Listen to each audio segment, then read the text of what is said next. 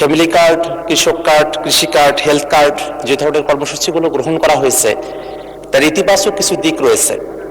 জানার বিষয় হলো যে ঠিক কতজন ব্যক্তিকে বা পরিবারকে এই কার্ডগুলোর আওতায় নিয়ে আসা হবে, তাতে কতটুকু বাজেট বরাদ্দ করা হবে, এবং সেই বাজেট বরাদ্দ সমন্বয় করতে গিয়ে মূল্যস্ফীতি, মুদ্রাস্ফীতির মতো পরিবেশ পরিস্থিতি তৈরি হওয়ার মতো পরিস্থিতি তৈরি হয়, সেটার ব্যাপারে সরকারের পরিকল্পনা কি, আপনার মাধ্যমে মাননীয় প্রধানমন্ত্রীর কাছে সে ব্যাপারে জানতে চাই।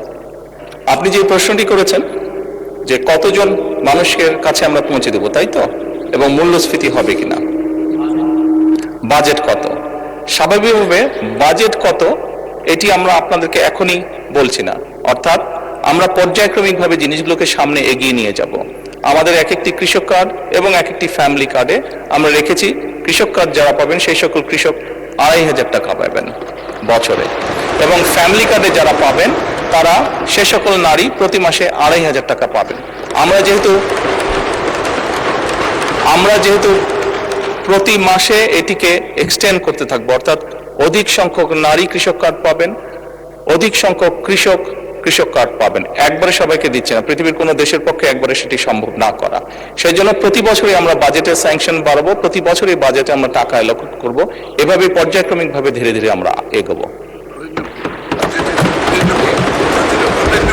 এবং অবশ্যই বাজেটের প্রাধান্য পাবে। এবং আপনি যেটা বলেছেন মূল্যস্ফীতি হবে কিনা, আমরা তো টাকা ছাপিয়ে দিচ্ছি না, আমরা যেহেতু টাকা ছাপিয়ে দিচ্ছি না কাজে মূল্যস্ফীতি হবে না, বরং আমরা মনে করি এই টাকাগুলো যখন মার্কেটে যাবে, যারা কৃষক কার্ড পাচ্ছেন সেই সকল কৃষক, যারা প্রান্তিক পর্যায়ে নারীরা যারা পাচ্ছেন টাকা, নিশ্চয়ই তারা সিঙ্গাপুর বা বিভিন্ন দেশে টাকা পাচার করবেন না, সেই টাকা লোকাল অর্থনীতি তারা খরচ করবেন।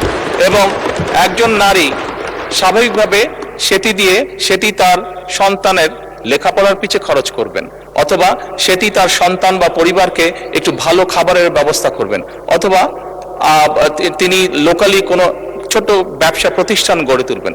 ফলে যেটা হচ্ছে, যেই টাকাটা সরকারের কাছ থেকে তার কাছে যাচ্ছে সেই টাকাটা লোকাল ইকোনমিকে শক্তিশালী করছে, লোকাল ইকোনমিতে সেটি রোটেট করছে। যেমন একজন নারী যখন সেই টাকাটি পাবেন, উনি যদি একটি মুদির দোকানে গিয়ে সদাই করেন, এরকম ওনার আশেপাশে যারা সেটি পাবেন, আরো যে সকল পরিবার, আরো যে সকল নারী পাবেন, তারা সকলে যখন ওই মুদির দোকানে যাবেন, স্বাভাবিক সেই মুদির দোকানের সেল বাড়বে। সেই মুদির দোকানে যখন একজন কর্মচারী যদি এখন থেকে থাকে, 1 মাস পরে বা 2 মাস বা 3 মাস পরে সেই মুদির দোকান মালিক দেখবে যে আমার একজন কর্মচারী দিয়ে হচ্ছে না, তখন সে আরেকজন কর্মচারী নিয়োগ করবে। ফলে কি দাঁড়াচ্ছে, কর্মসংস্থান হচ্ছে, এবং সেই কর্মচারী 2 জন বেতন পাবে, তারাও গিয়ে গামছা কিনবে, লুঙ্গি কিনবে, অথবা তার সন্তানের জন্য চিপস কিনবে, অথবা একটা ছোট্ট ফ্রক কিনবে তার মেয়ের জন্য। ফলে লোকাল ইকোনমি আস্তে আস্তে স্ট্রেনদেন হবে, লোকাল ইকোনমি আস্তে আস্তে বড় হবে। কাজেই মূল্যস্ফীতি হবে বলে আমরা মনে করি না, আমাদের কোনো রিসার্চে মূল্যস্ফীতি বলে না, বরং অর্থনীতি আরো সচল হবে, অর্থনীতি আরো স্ট্রেনদেন হবে, এবং লোকাল যে সকল ইন্ডাস্ট্রি আছে, বাংলাদেশের শতকরা 70 থেকে 80% মানুষ যে সকল প্রোডাক্ট কনজিউম করে সেগুলো লোকাল ইন্ডাস্ট্রি প্রোডাক্ট কনজিউম করে।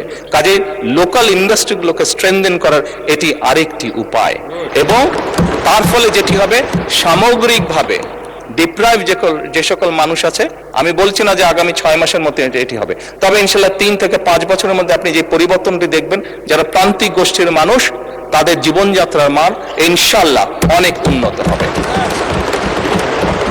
ধন্যবাদ মাননীয় স্পিকার।